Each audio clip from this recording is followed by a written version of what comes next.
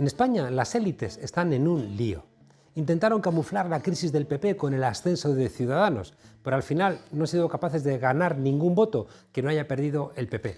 Además, han dado alas a Vox, a la extrema derecha, que ha tenido la capacidad de arrastrar hacia sus tesis a toda la derecha, impidiendo que ganen una mayoría suficiente como para ser gobierno en el conjunto de España. No olvidemos que la extrema derecha siempre es el plan B de las élites, el plan B, porque a la extrema derecha se le ve la patita como al lobo. Es así por su condición confrontadora, por su bilis permanente, por su odio sin freno, por su legitimación bélica, por esa necesidad de golpear al adversario como razón para su propia existencia. La derecha siempre se ha acompañado del sable de los generales, pero ha necesitado también la compasión y el consuelo de las sotanas. Vox, sin embargo, el partido de extrema derecha, está siempre poblado por gente que viene de militar en partidos fascistas y a la que se le pone el vello de punta cuando escucha las canciones de Falange o recuerda las hazañas de la guerra. Y ahora dice que va a convocar concentraciones el día de la Constitución en defensa de la libertad y el orden constitucional. Le ha faltado decir y de la monarquía, esto es del rey Felipe VI y también del rey emérito, al que tanto debe, dicen las derechas, el actual estado de cosas. La extrema derecha, y por eso es extrema derecha, no quiere compartir con los que para ellos son la anti-España ninguna de sus referencias políticas esenciales. Hablan de libertad estos que durante 40 años tuvieron a España metida en un cuartel. En fin, que con estas decisiones la extrema derecha le quiebra al PP el viaje al centro. Ese viaje que tuvo que hacer el PP cada vez que necesitaba ganar unas elecciones. Las derechas unidas actualmente son muy claras. Son tan claras por ese viraje a la extrema derecha que rompe todo el maquillaje que la derecha había hecho en España desde la muerte de Franco para parecer menos franquistas. Porque la derecha obligó a los demócratas durante la transición a comerse la bandera que impuso Franco. Y también al monarca que eligió Franco. Y a los comisarios como Conesa y Billy el Niño que trabajaron para Franco. Y el concordato con la Santa Sede que se gestó en la España de Franco.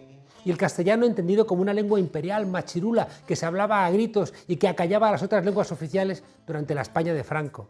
Y también a las partes de la Constitución que entregaron hechas los militares de Franco a los padres de la Constitución, que las pusieron tal cual, se las entregaron en nuestra Carta Magna. Por eso ahora las derechas, empujadas por la extrema derecha, han vuelto a apropiarse de la bandera, haciendo que Madrid en 2020 parezca, en cuanto de banderas hablamos, al Madrid de 1939, que necesitaba gritar a los cuatro vientos que había derrotado a la República.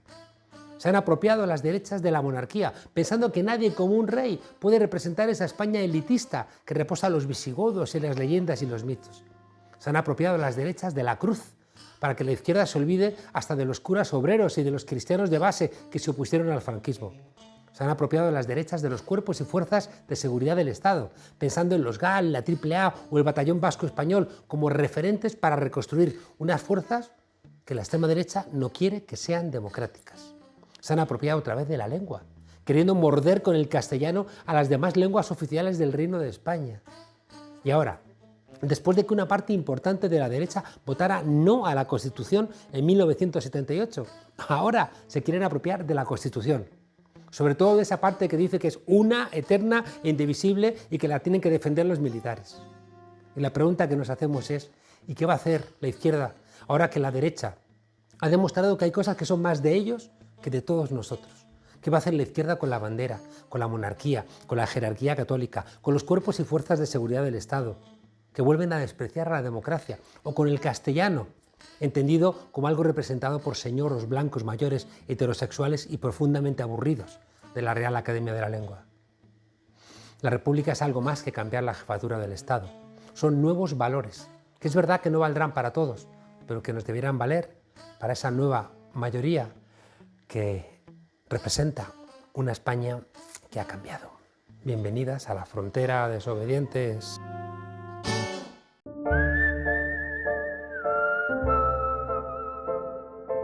Venezuela ha sido la jugada propagandística más elaborada que ha hecho la derecha para sustituir al enemigo soviético, Claro, una vez disuelta la Unión Soviética. Y también porque el enemigo árabe tampoco servía, porque Estados Unidos estaba apoyando al ISIS y ahí estaba Arabia Saudí. Y encima también no es muy creíble que nadie piense implantar en Vallecas el Estado Islámico. Venezuela cubría todos los ángulos. Era un país latinoamericano que había desobedecido a los Estados Unidos, creando la UNASUR, queriendo pagar el petróleo en otra moneda que no fueran dólares. Hacía políticas de izquierdas en mitad del neoliberalismo, ganaba elecciones y encima había organizado lo que Estados Unidos entendía que era su patio trasero para entregar la soberanía a los países. Demasiado. Lo triste es que la Unión Europea y el Gobierno de España han acompañado los planes de los corruptos en Estados Unidos, en América Latina y también en Europa. Porque todos los que han atacado a Venezuela, partidos y gobiernos, han estado marcados por la corrupción. Toda esta peripecia la ha atravesado Mario Isea, embajador de Venezuela en el Reino de España y que acaba de cumplir su misión en nuestro país. Ingeniero químico de profesión, fue uno de los padres de la Constitución, que está en vigor desde el año 99. También participó junto a Hugo Chávez en la fundación del Partido Socialista Unido de Venezuela, allá por 2007. Diputado de la Asamblea Nacional, fue miembro de la Comisión Permanente de Energía y Minas, desde donde participó en el rescate del petróleo para recuperar la soberanía nacional. 8 años de embajador en tiempos difíciles. Embajador, un saludo y bienvenido a La Frontera. Gracias, Juan Carlos. Embajador, déjeme preguntarle, en 2014, 6 meses antes de su abdicación, Juan Carlos I entregaba unas cartas credenciales a 17 embajadores nuevos, entre ellos a un maracucho. ¿Cuánto ha cambiado España, ¿no?, en estos 8 años? Sí, yo recuerdo mucho ese día, ¿no?, porque no hubo el protocolo típico, ¿no?, del carruaje, ¿no?, para trasladar al embajador. El rey Juan Carlos venía de una intervención quirúrgica, en fin. Yo había esperado varios meses por el sonado caso del avión de Evo Morales, ¿no?, a quien mando un fuerte abrazo desde aquí.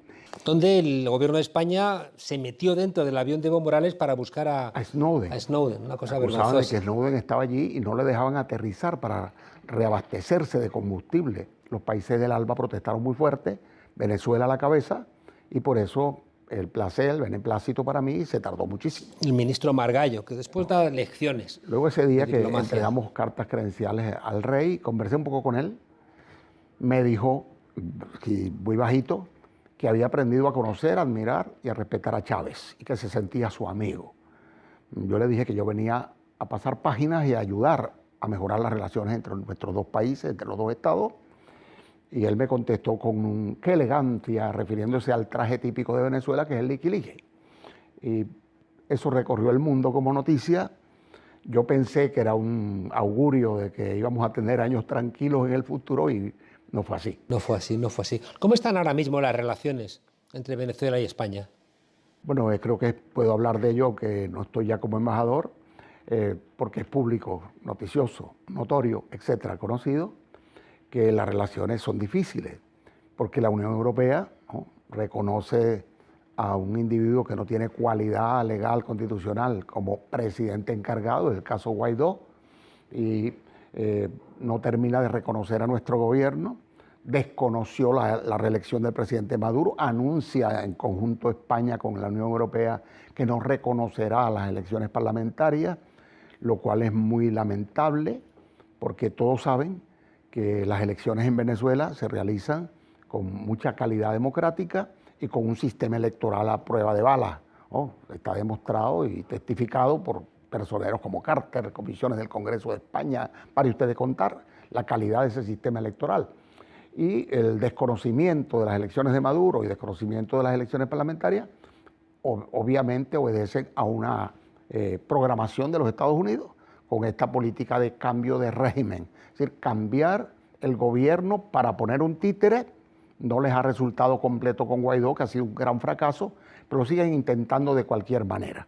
De modo que deslegitimar lo constitucional, lo legal, las elecciones presidenciales, al presidente Maduro no reconocerlo, no reconocer las elecciones parlamentarias, forma parte de ese plan que nosotros aspiramos que se reconsidere por parte de España, por parte de Europa, porque es demasiado evidente que ha fracasado, que no han conseguido su propósito con todo lo que han intentado dentro de Venezuela y fuera de Venezuela. Usted acaba de publicar en el Diario Público un artículo que a mí me parece muy contundente, porque claro, el Grupo de Lima es quien se arroga la capacidad y la determinación de acabar con el gobierno de Maduro. Y cuando uno hace un repaso de los gobiernos que estaban en esa operación, me parece que no pueden dar muchas lecciones de nada a nadie.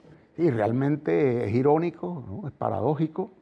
Daría risa si no fuese tan serio que se ha utilizado al Grupo de Lima como un ariete contra Venezuela.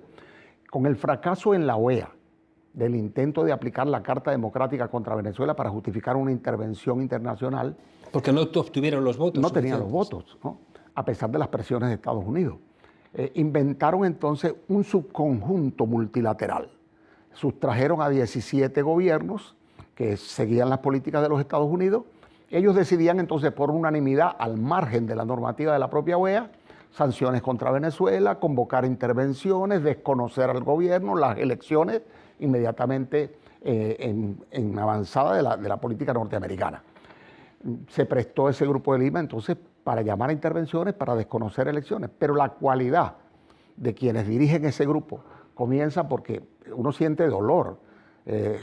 Antonio José de Sucre, gran mariscal de Ayacucho, segundo de Bolívar, libertó, fue el que capitaneó las tropas para libertar al Perú. Y Lima, su capital, le da el nombre a ese grupo que ahora es un cartel. Veamos un repaso rapidísimo. Si pasamos por Cholo Toledo, por Alan García, por Kuczynski, ahora por Vizcarra y antes que el Fujimori, ¿qué tenemos allí? Una colección de corruptos, de personas que gobiernan contra sus propios pueblos, ¿no? Si vemos a Colombia, otro de los países más activos, Uribe, Santos, en el camino, que bueno, un premio Nobel de la Paz que de verdad no termina de demostrar si se lo merecía, ¿no? Duque, con más de 1000 dirigentes sociales y guerrilleros asesinados, más de 30 masacres colectivas desde que se firmaron los acuerdos de paz hasta el mes pasado. Si pasamos por Brasil, Bolsonaro, misógeno, homófobo, bueno, pare usted de contar todo, xenófobo, etcétera, todo lo que Bolsonaro hace, y ahora perdió su encaje con Trump. Las barbaridades que hace Bolsonaro, cómo está ese pueblo con la pandemia, abandonado a su suerte. Paradójicamente, la mayoría de los países del Grupo de Lima son los que tienen las peores cifras en ataque a la pandemia. Y los países del ALBA son los que tienen las mejores cifras, los que están más activos. Cuba, Nicaragua y Venezuela, por ejemplo, ¿no? Destaca allí también el hecho de que Chile, sacudido en 2019 por varios meses de protestas colectivas, con 40 personas que perdieron los ojos por la represión brutal 400. de Piñera, 400 personas, un montón de presos políticos que todavía están presos. Se vio obligado ese gobierno, después de una huelga general muy prolongada, a aceptar que se hiciera un referéndum para ver si se puede abrir un proceso constituyente, a regañadientas, en contra de su voluntad. De modo que todo lo que vemos en esos países, Guatemala y Honduras, en el eje centroamericano, Honduras, que viene de un golpe de Estado, fraude, vinculaciones del narcotráfico de la familia presidencial, Guatemala, una seguidilla de deposición de presidentes y vicepresidentes corruptos. ¿Qué queda allí? Sí, o los golpistas directos de Bolivia contra Evo Morales. Ese Grupo de Lima conectó, y la Unión Europea lamentablemente de alguna manera vaciló y nos condenó, ¿no? Y estaba estabilizando relaciones con ese gobierno dictatorial boliviano. La contundente victoria del MAS sin Evo de candidato fue el desmentido más claro a Almagro y a la OEA de que en Bolivia no hubo ningún fraude.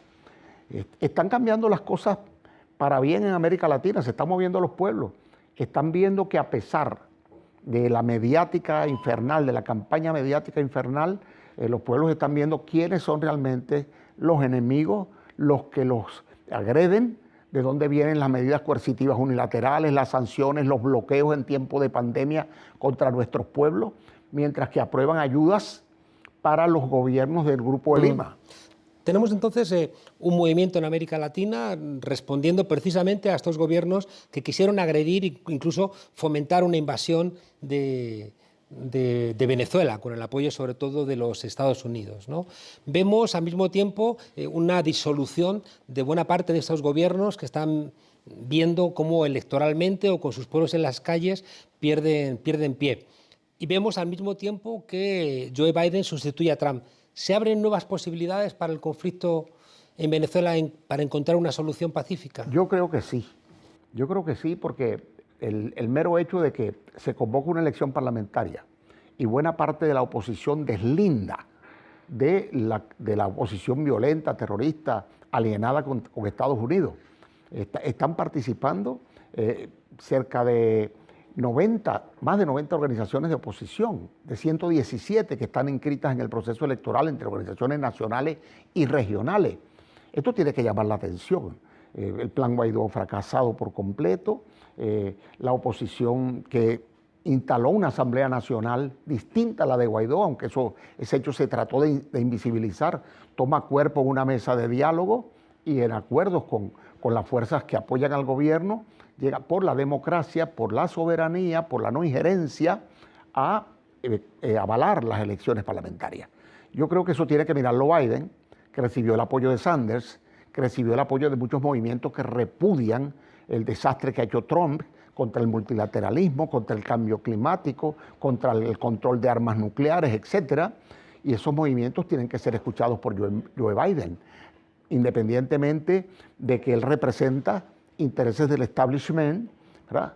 Es evidente que hay un cambio geopolítico muy importante, lo que gravita a China, lo que gravita a la propia Rusia y lo que comenzarán a gravitar de nuevo estos países que se van alineando de nuevo hacia la idea de reconstruir la CELAC, la UNASUR, por el cambio de política internacional de México con López Obrador, por la reconquista de la soberanía boliviana, por el cambio de política internacional de Argentina, porque aquí cuando México y Argentina se desacoplaron de las políticas seguidistas del Grupo Lima, aquí actuaban como si no hubiera pasado nada, como si el Grupo Lima siguiera siendo un toro robusto o un percherón que arrastraba el carro, como decía Winston Churchill. No, se convirtió en famélico, ¿no? Ese grupo es famélico, corrupto, desacreditado, no puede ser la guía de la política europea, ¿no?, con respecto a América Latina. Embajador, ¿qué hace el gobierno de España, que es un gobierno de izquierdas, donde está el PSOE y Unidas Podemos, acompañando políticas donde está, ya como usted bien ha planteado, enloquecidos como Trump y después gobiernos corruptos como los del Grupo de Lima? Yo en mi gestión de embajador siempre llevé el mensaje de que era necesaria una rectificación, que no se podía seguir cabalgando sobre el error de haber reconocido a Guaidó bajo la creencia de que el presidente Maduro caía en una semana, que fue lo que transmitió Estados Unidos. Recuerdo que en el libro de Bolton, Trump le decía, confiesa a Bolton, decía, mira, dile a este que vamos a autoproclamar que tiene que decir que me jura lealtad a mí y a los Estados Unidos y a nadie más, ¿no? De manera que queda evidenciado que fue una jugada del gobierno norteamericano y que no puede continuar bajo ese error de seguidismo una política equivocada. América Latina, la que le hace contrapeso a Estados Unidos, no es la América Latina, los gobiernos sumisos a Estados Unidos, son los gobiernos progresistas. Esos gobiernos venían Evo y Correa y los Kirchner y Lula y Chávez, son el contrapeso para la política internacional española y europea. Es más conveniente una buena relación con ese tipo de gobiernos que con gobiernos seguidistas corruptos como los que están en el Cártel de Lima. Casi para terminar, me ha parecido escuchar opiniones discrepantes de Borrell y de la ministra González Laya. ¿Eso es posible? Bueno, no quiero meterme en esos detalles, ¿no? A veces hay matices en lo que dicen, a veces sí uno interpreta que no son exactamente coincidentes las posturas, pero lo que dice la prensa también, por eso es peligroso. Yo me quedo con lo que en su momento como embajador conversaba con el señor Borrell, lo que conversaba con muchos personeros de políticos progresistas españoles, que es donde siento que hay un buen sustrato para plantearse un análisis y una reflexión y reconsideración de la política, sobre todo porque fracasó la política de cambio de régimen de los Estados Unidos, de imponernos por la vía de las sanciones, de matarnos de hambre para que nos arrodillásemos. El pueblo venezolano no se va a rendir. La Unión Europea todavía no mueve ficha, el gobierno de España todavía no mueve ficha, pese al evidente fracaso de la política, pese a que Guaidó es un cero a la izquierda, se ha ido al basurero de la historia, como muchos de los que le apoyaron, entre ellos Donald Trump. Sin embargo, tengo la sensación de que se quiere construir en Madrid una suerte de Miami, donde viene Leopoldo López, Aznar lo apadrina, el PP lo apadrina, los fascistas de Vox lo apadrinan, quiere entrar al embajador como embajador de Colombia a un tipo vinculado con sospechas de corrupción, de narcotráfico, perseguidor de la oposición. A mí me da un poco de miedo esa voluntad de convertir a Madrid en un centro cuasi del terrorismo latinoamericano. Yo creo que con el fracaso estruendoso de Guaidó están tratando de reimplantar a Leopoldo López. Hay una campaña mediática intensísima desde que López apareció en escena. Dicho de paso, apareció con un gran fracaso el 30 de abril en aquel distribuidor Altamira en Caracas con Guaidó, que convocaba frente a la base militar de La Carlota al pueblo y a los militares a que tumbaran al gobierno, y no acudió nadie.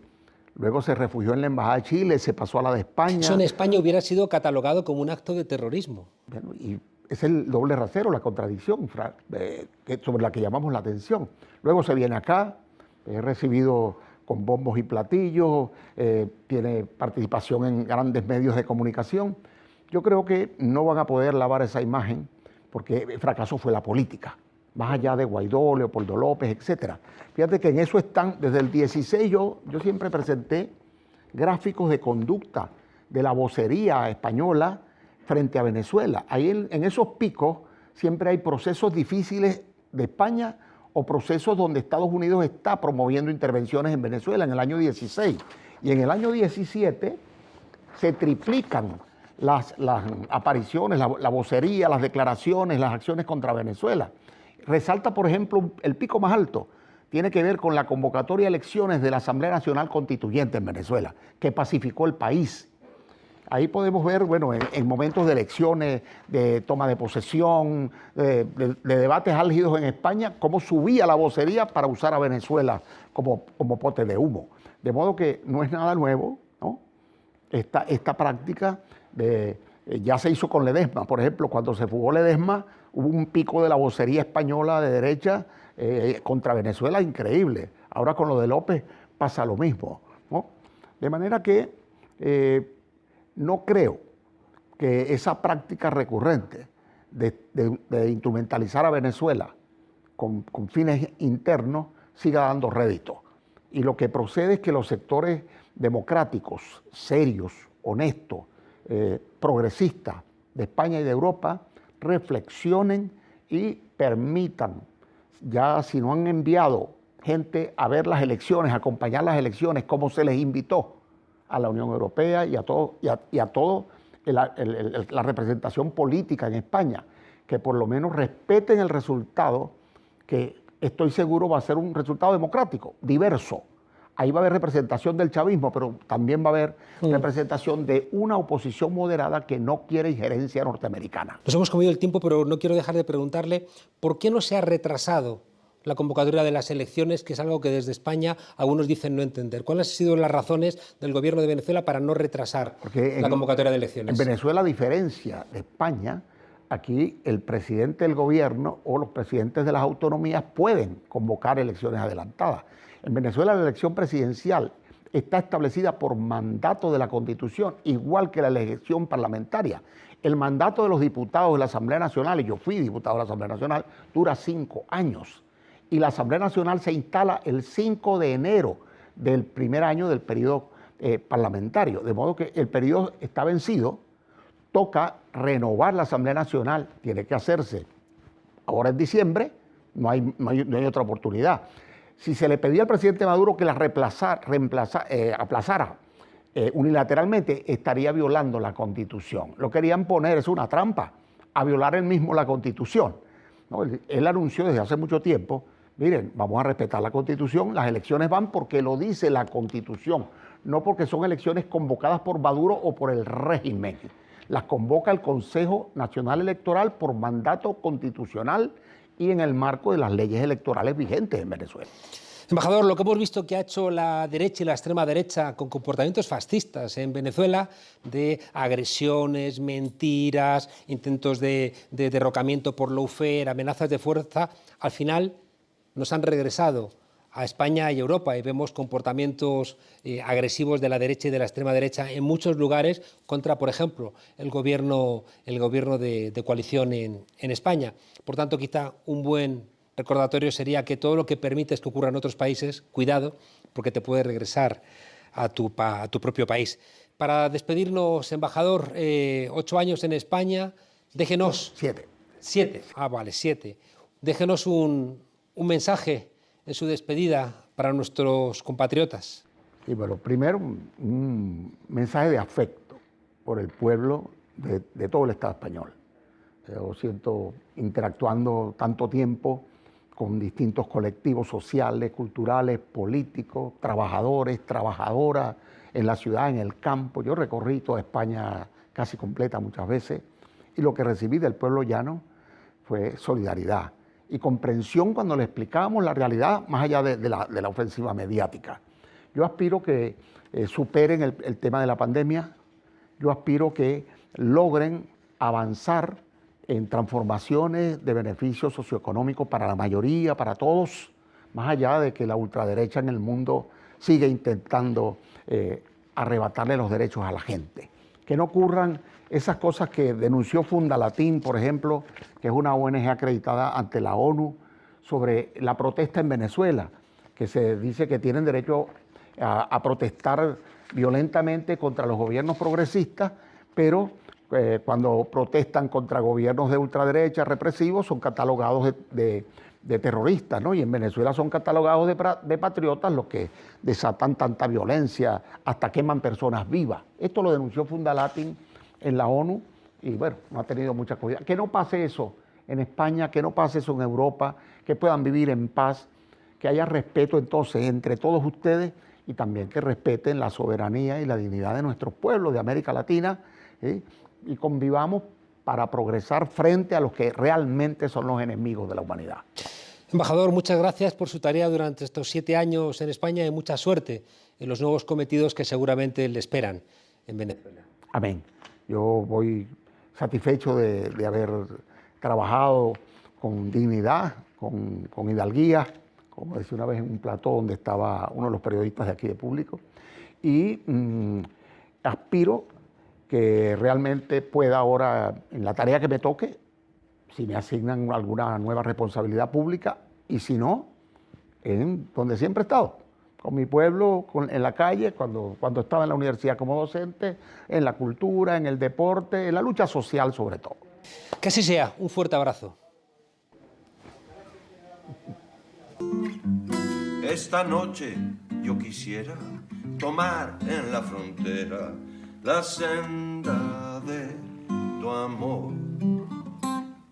El Partido Popular en Madrid va a presentar una ley en la Asamblea de Madrid para blindar la libertad de elección de las familias, pero también vamos a presentar una reforma educativa que precisamente va a ir en el sentido contrario. Lo vamos a hacer con los profesores, con la comunidad educativa, con las familias, y lo que queremos sobre todo es mejorar la calidad de la enseñanza.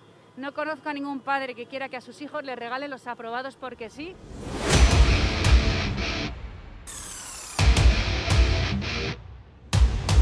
No conozco a ningún padre que quiera que a sus hijos les regalen los aprobados porque sí.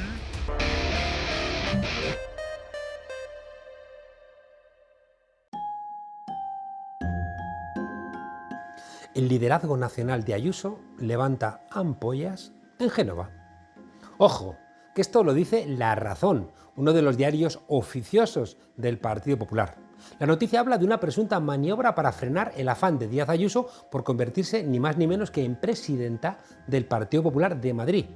Hombre, mejor que siga a García Escudero, que es más modosito. The Woman Spreading jefa. Como no podía ser de otra forma, Pablo Casado ha utilizado Espejo Público, otro medio oficioso del Partido Popular, para desmentir inmediatamente la noticia, con la frescura que siempre presenta Susana Griso. Mi relación con Isabel Díaz Ayuso es excelente. Como bien saben los futboleros, esto recuerda al típico presidente de club saliendo a defender al entrenador 2 días antes de destituirlo.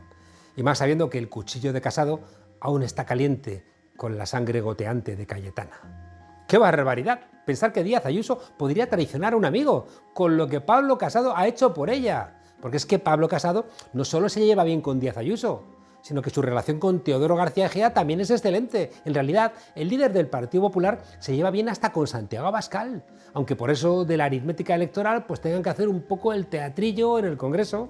Pueden estar tranquilos los votantes del Partido Popular porque nosotros seguimos tendiéndoles la mano. Atrás quedaron aquellos momentos de gloria, cuando Pablo Casado se convirtió en adalid del extremo centro, tras la moción de censura de Vox. La realidad es que en esto de la política no hay amistades que valgan. ¡Fuera máscaras! Déjense, por favor, las mascarillas. Más allá de los típicos piropos a la presidenta y sus loas a la gestión en Madrid, la desconfianza del líder del PP es más que evidente. Si es que gato escaldado del agua caliente huye. Quienes en su día vieron en Ayuso una candidata manejable y fácil de controlar, Casado incluido, no contaban con un factor que lo ha cambiado todo, algo inédito, algo que es casi ectoplásmico: Miguel Ángel Rodríguez, una especie de Steve Bannon pero a lo Cañí y con sobremesas cargaditas. El hombre que presume de haber llevado a andar a la Moncloa quiere repetir jugada con la presidenta de Madrid y de ahí al cosmos. El trumpismo de Ayuso se ha convertido en la pesadilla de Pablo Casado. Es que así no termina uno de hacerse centrista en la puta vida. En plena segunda ola de la pandemia tuvieron que frenarla cuando, convencida de que la mayoría absoluta junto a Vox estaba al alcance de su mano, propuso la convocatoria de elecciones. ¿Dónde vas? Isabel Díaz Ayuso vuela sola, aunque vuele como las grullas. Y eso es un peligro, no volar como las grullas, sino volar sola. Y aún más para alguien que, como Pablo Casado, es capaz de hacerse una carrera el fin de semana del Black Friday. Peor aún, que le invita a surcar los cielos de Génova es un halconero, como hemos dicho, Miguel Ángel Rodríguez. ¡My day, my day! En el aviario del Partido Popular sobrevuelan todo tipo de pajarracos y pajarracas, gaviotas, charranes, buitres, halcones y hasta unos cuervos capaces de sacar los ojos a quien con tanto arrullo los crió. Y encima va Ayuso y dice que a los hijos de la gente del PP no les gusta que les regalen pasar curso. Es que hay que tener mala leche, Ayuso, para decir eso, con el esfuerzo que hizo Casado para sacarse el máster. Sí, qué mala leche, sí, es que es mala leche.